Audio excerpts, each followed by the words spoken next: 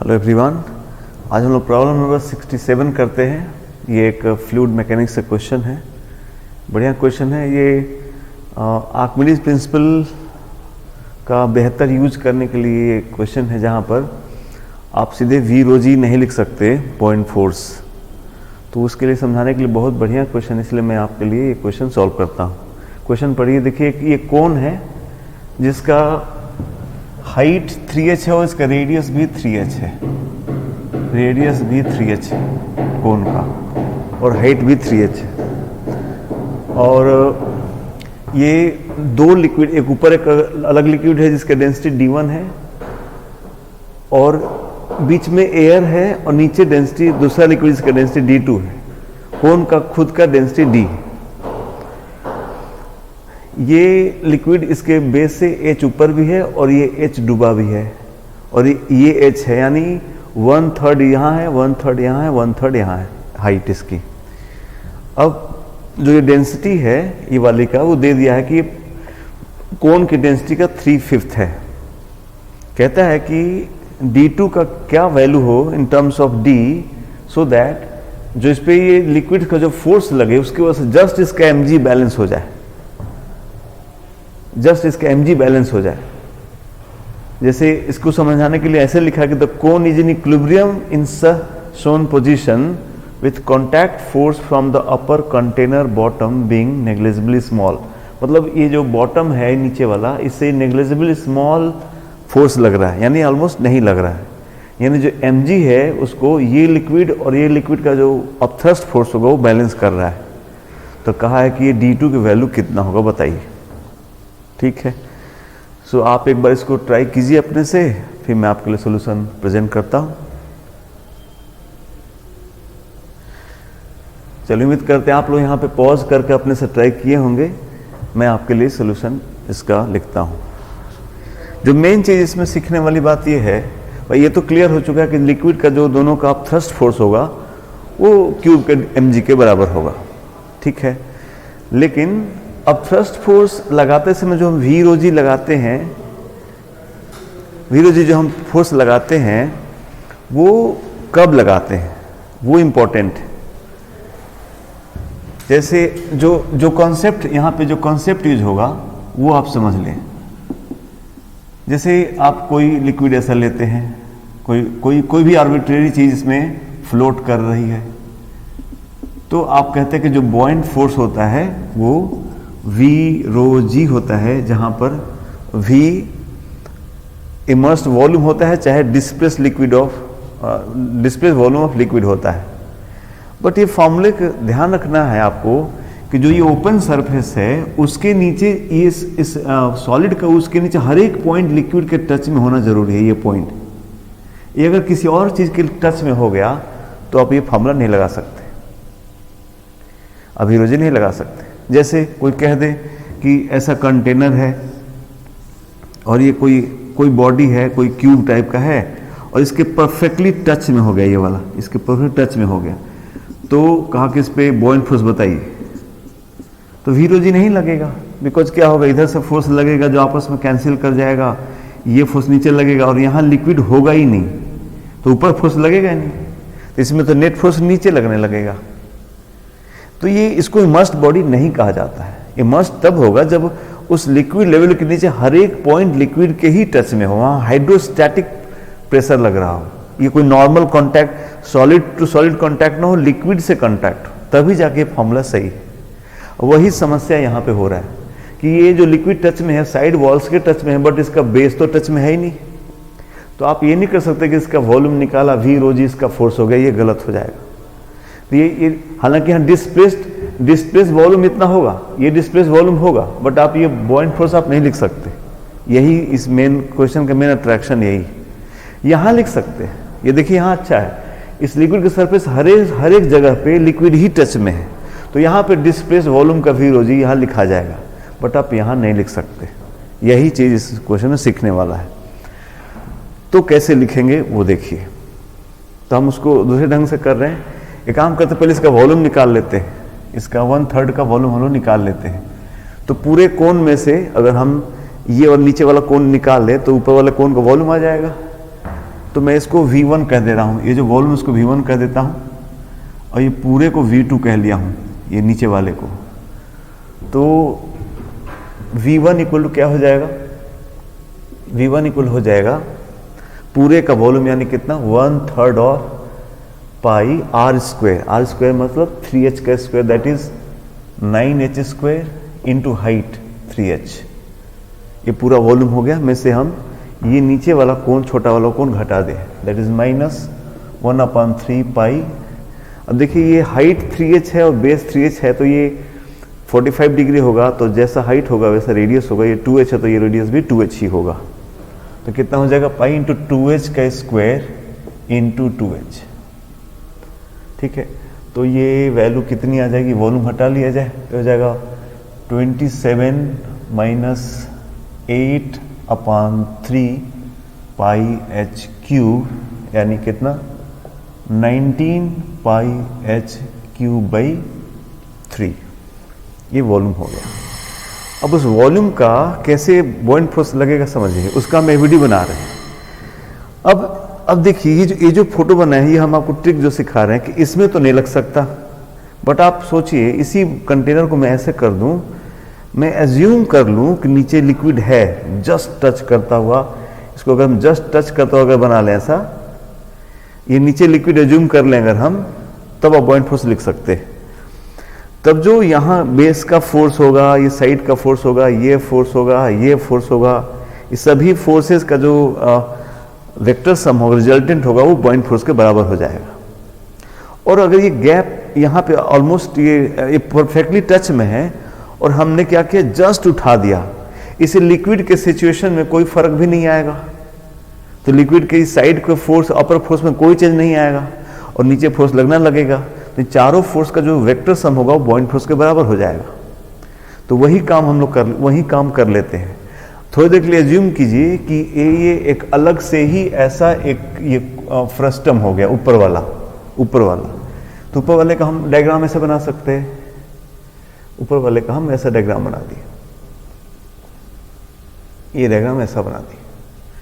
ये इस पार्ट का हमने 2D डायग्राम ऐसा बना दिया, जिसमें लिक्विड यहां तक भरा हुआ है, इस साइड से भरा हुआ है, और हमने क्या माना, इसमें भी यहां जस्ट नीचे में लिक्विड वही मान लिया।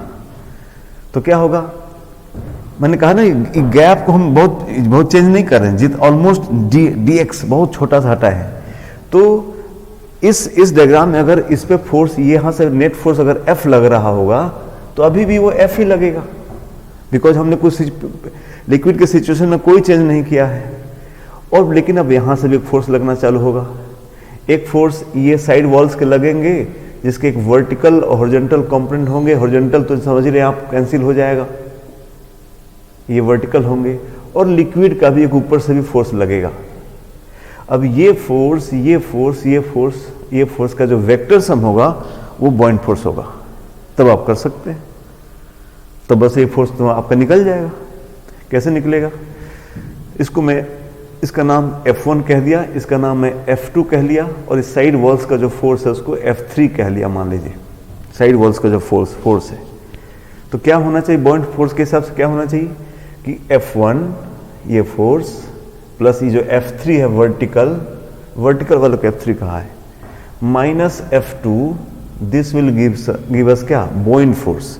इसका पॉइंट फोर्स, तो इसका वॉल्यूम हम लोग निकाला है आया इतना, पॉइंट फोर्स कितना हो जाएगा 19/3 pi h cube, that is V into liquid यहाँ का D1 into G। Net force by liquid is equal two point force.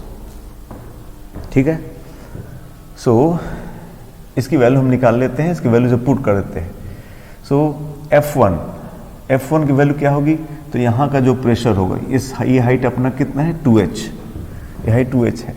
तो F1 की वैल्यू हम लिखने जा रहे हैं। F1 की वैल्यू हो गई, यहाँ का प्रेशर हो गया D1G इंटू 2h V रो जी इंटू यहाँ का ये एरिया। अब ध्यान दीजिए, ये रेडियस 3h होगा तो ये रेडियस 2h होगा, हाइट के प्रोपोर्शन में 3h 2h h ऐसा।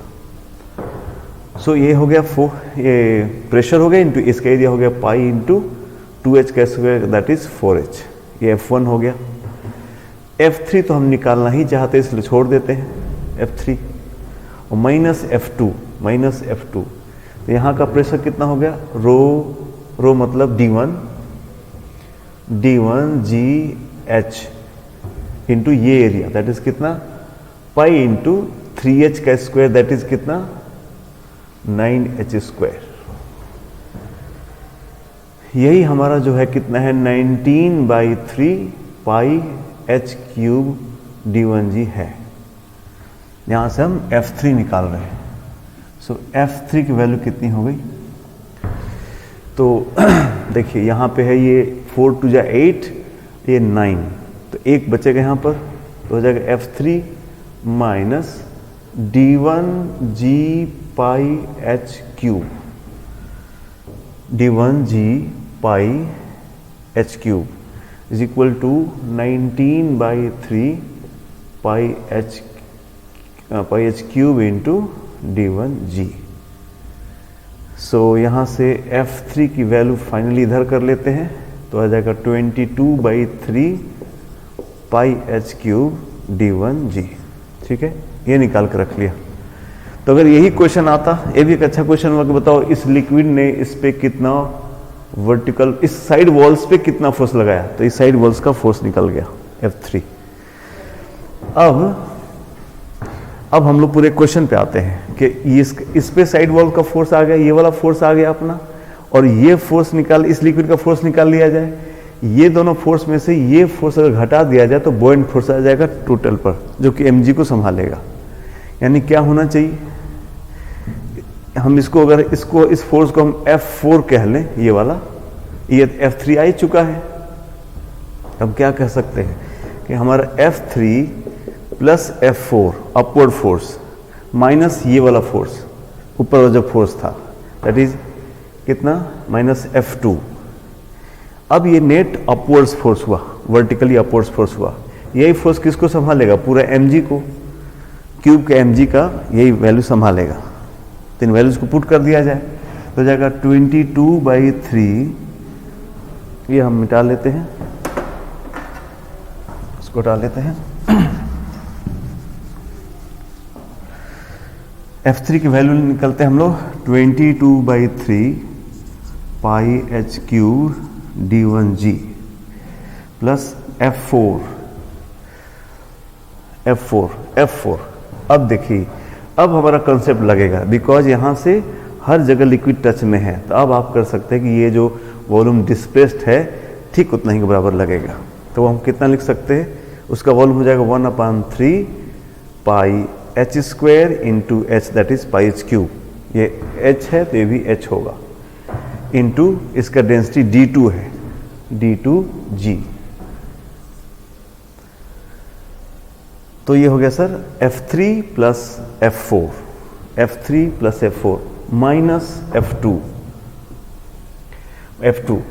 मतलब ये वाला फोर्स।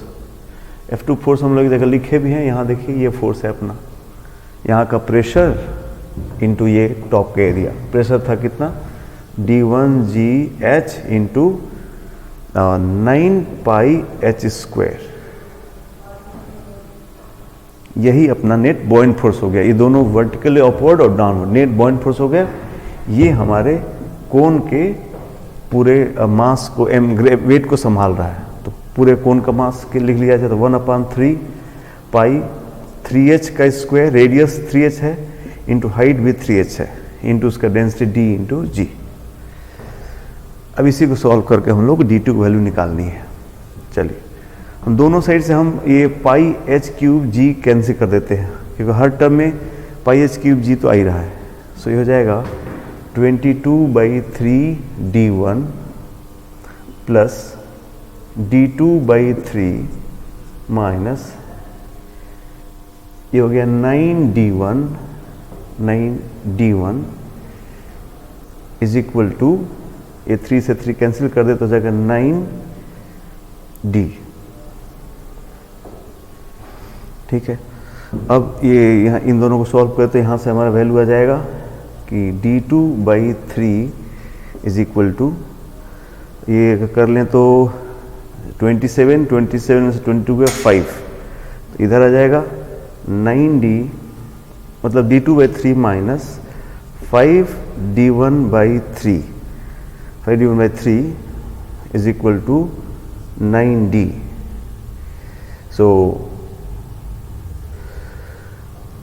d1 की वैल्यू दिया गया है 3/5d। सो सर हो गया ये कितना, d2/3 minus 5d1/3 is d, that is d is equal to 9d implies d2 is equal to 10 into 3, that is 30d, and this is the answer. So Archimedes principal में एक बहुत बढ़िया question है जहाँ पे हम वी रो जी कैसे use कर सकते हैं उसके बारे में है। और दूसरा बात, भले आर्किमिडीज प्रिंसिपल ऐसे केसेस में ना लगा ले, बट उसको हम कैसे अब चेंज कर सकते हैं, अपने हिसाब से सुविधा से उसको बदल के उसको सॉल्व कर सकते हैं, है ना। तो वो एक बहुत बढ़िया चीज़ समझाने लगता है इस क्वेश्चन में, इसलिए मैंने एक क्वेश्चन आपको प्रेजेंट किया। होप आपको अच्छा लगा होगा। नेक्स्ट किसी और टॉपिक से क्वेश्चन देते हैं। Thank you.